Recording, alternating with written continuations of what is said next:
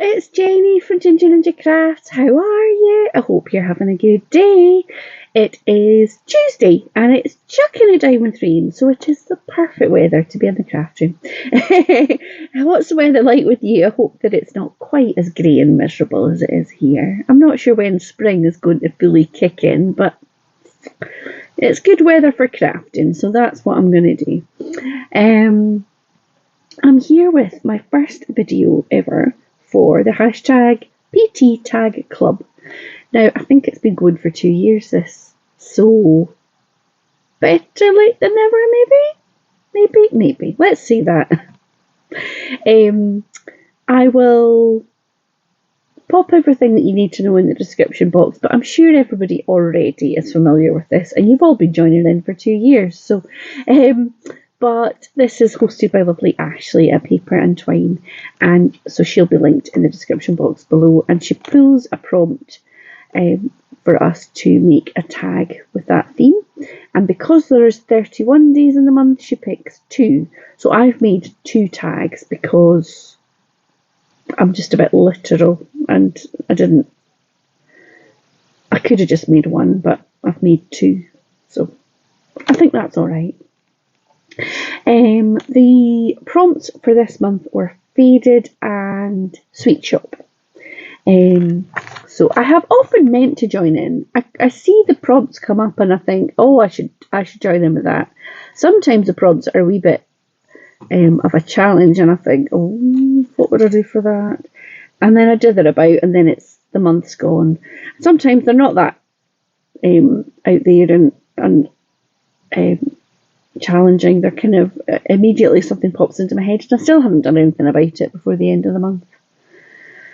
So is that just me? Tell me I'm not alone, that sometimes the thinking phase takes so long that you've missed the boat has sailed, the ship has sailed. Isn't that the same?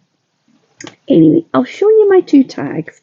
So they are quite different from each other in style. I'll do Faded first. I faffed about with this. I made about 5 different ones. Then this is what I settled on. I tried doing like the sort of mountains. I always call it like a Colin Baxter calendar. We used to have a Colin Baxter calendar. You take photography of like sort of misty mountains, and they were always like dark, and then they got lighter as the distance. But I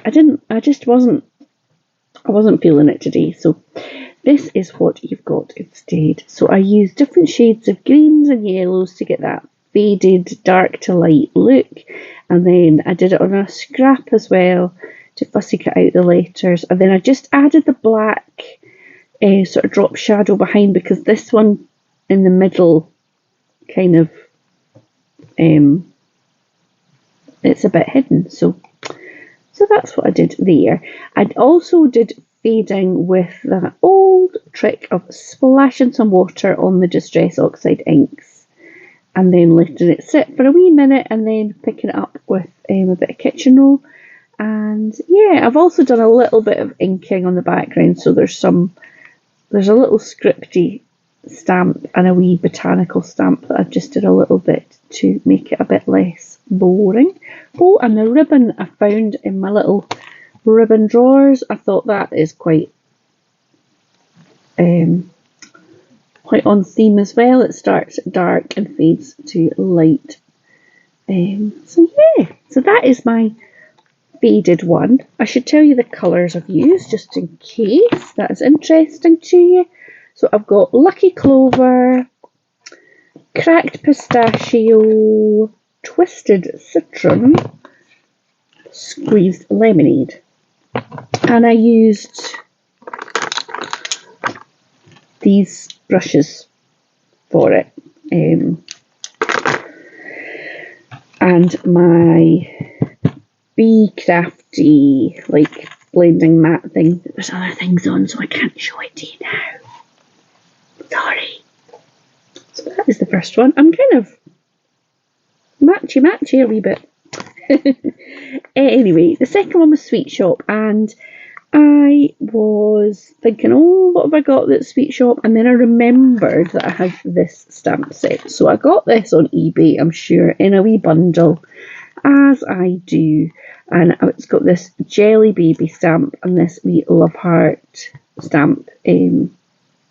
So I've used these. I also had, for the shop bit, I used this. So I used this like barcode and the little shopping bag. This is from Tracy Hay. It's called Retail Therapy. I used that for a bit of background. And this is a Ulta new stamp set called Way Too Sweet. And I used the little, there's little boiled sweeties there and the sentiment. So on some craft card, I did a bit of ink smooshing, so some vintage photo and some walnut, was it walnut stain? And then I stamped on a little bit, I think, can you see some of that? Yep, maybe you can see there's a wee bit of sweeties dotted about and shopping bags. There's some, can you see there's a wee bit of the barcode there, and maybe a bit down here. And then I just added the sentiment, popped on a little array of the wee jelly babies with a little love heart, and the sentiment says the best things in life are so sweet. And I just added a few little Nuvo drops dotted around. You get more of a sort of little glossy slight sparkle than the colour, but I quite like it. And then this was from Andrea, Company Crafter. She I think it was in a prize pack I won from her.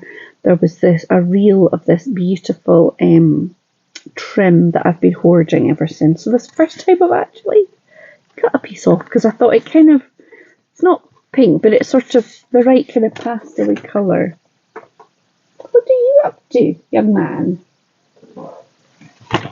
Let me show you. Look at him. Sat on the big shop.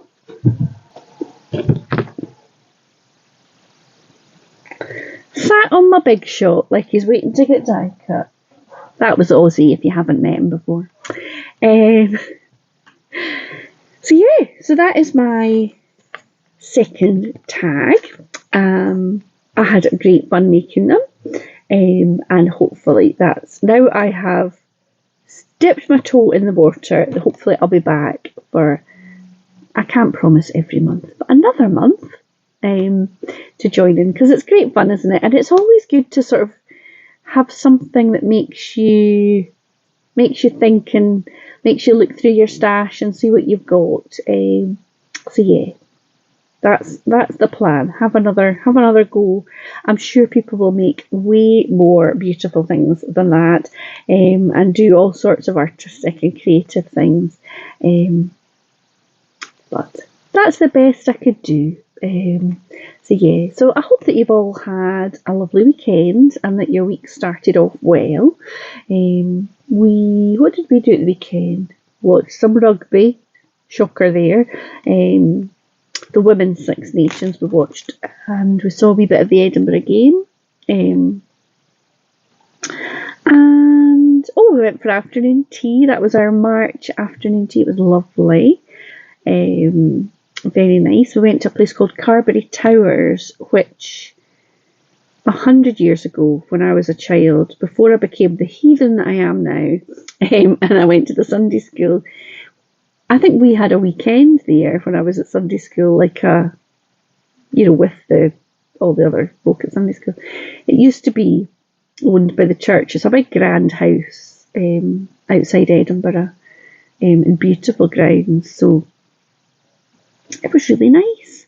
When we arrived, there was two sort of big black stands outside with flames leaping from the top of them. You could feel it when you walked past. But it was very cute. There was a birthday party going on, not in the bit we were having the afternoon tea, but it was a princess party. So there was all these little girls in their princess dresses and tiaras and things, and at one point you could see out the window, see them all sort of prancing around the gardens. So we went with another couple, friends of ours, and we were sat chatting, and we were like the last people to leave because we were chatting so much. You can't imagine that, can you? Me being chatty.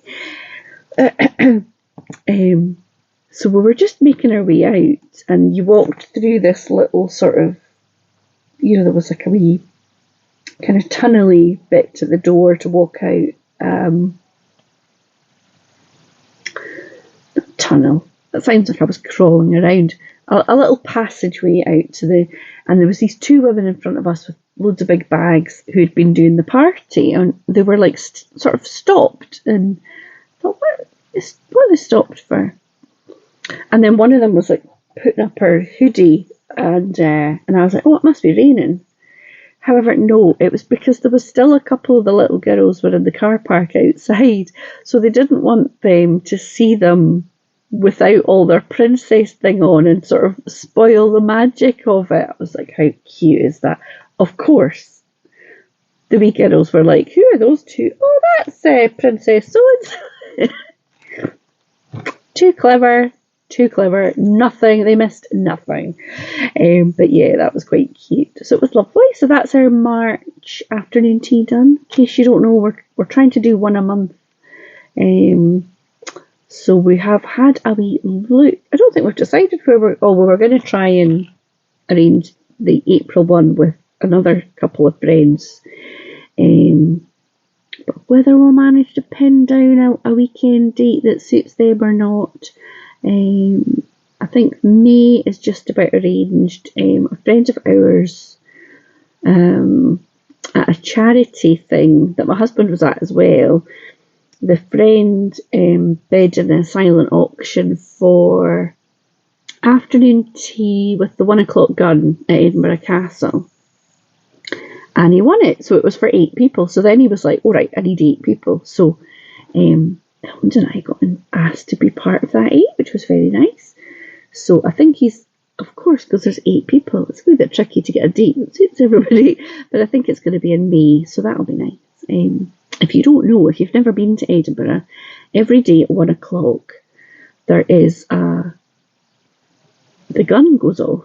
So Edinburgh Castle is up on a rock, it's very beautiful, and it looks down over Princess Street Gardens and Princess Street, which is like a big shopping street.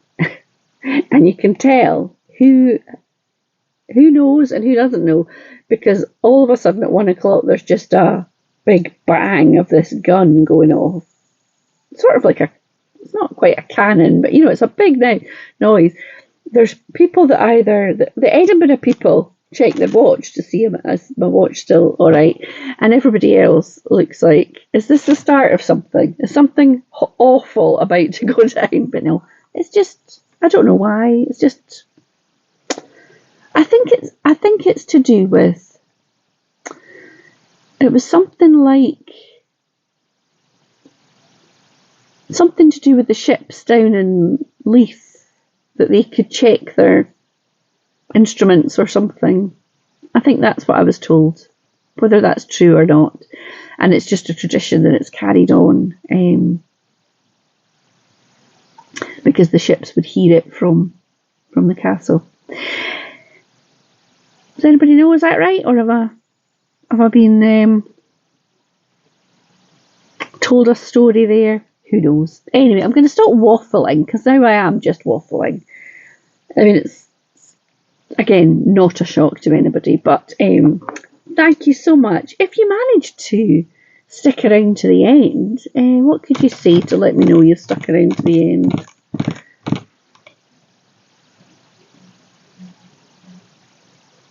Something about 1 o'clock. Maybe don't mention the gun. Don't mention the pew pew pew.